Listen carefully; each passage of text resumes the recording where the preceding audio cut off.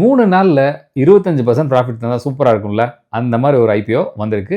நாளைக்கு 7ஆம் தேதி அக்டோபர் எல்ஜி எலக்ட்ரானிக்ஸ் ஐபிஓ வராங்க. பிரைஸ் பேண்டுன்னு பார்த்தோம்னா 1080லேருந்து 1140. சப்போஸ் நீங்க எம்ப்ளாயியா இருக்கீங்கன்னா உங்களுக்கு ரூ. 108 டிஸ்கவுண்ட்ல கிடைக்கும். ஃபேஸ் வேல்யூ ரூ. 10ல 11,600 கோடிக்கு ஐபிஓவ கொண்டு வராங்க.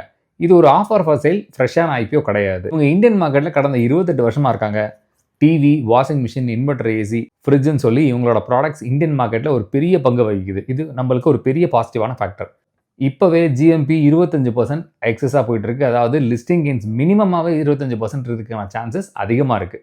கீ ஃபினான்ஷியல்ஸ்னு பார்த்தோம்னா அசெட் கண்டினியூஸா 3 வருஷமா இன்க்ரீஸ் ஆகிட்டு இருக்கு. ப்ராஃபிட்ஸ் இன்க்ரீஸ் ஆகிட்டு இருக்கு. நெட்வொர்த்தும் இன்க்ரீஸ் ஆகிட்டு இருக்கு. ஸோ ஃபினான்ஷியல்ஸ் ரொம்பவே ஸ்ட்ராங்கா இருக்கு. கீ பெர்ஃபார்மன்ஸ் இண்டிகேட்டர்னு பார்த்தோம்னா ஆர்ஓசி, ஆர்ஓஇ எல்லாம் ரொம்பவே நல்லா இருக்கு. ஒரே ஒரு negative factor price to book value 13.1 இருக்கு. இது மட்டும் நெகட்டிவ் ஃபேக்டர். மொத்தமா ஓவராலா இந்த ஐபிஓ பார்த்தோம்னு சொன்னா லிஸ்டிங் கெயின்ஸ் கண்டிப்பா இருக்கு. இந்தியால இவங்களோட எலக்ட்ரானிக்ஸ் ஐட்டம்க்கு ஒரு பெரிய வரவேற்பு இருக்கு. அது மட்டும் இல்லாம எல்லா ஐட்டம்ஸும் 28 to 30% மார்க்கெட் ஷேர் இவங்களோடது தான். ஸோ லாங் டர்ம் ஹோல்ட் பண்றதுனால இது ஒரு நல்ல கம்பெனி தான்.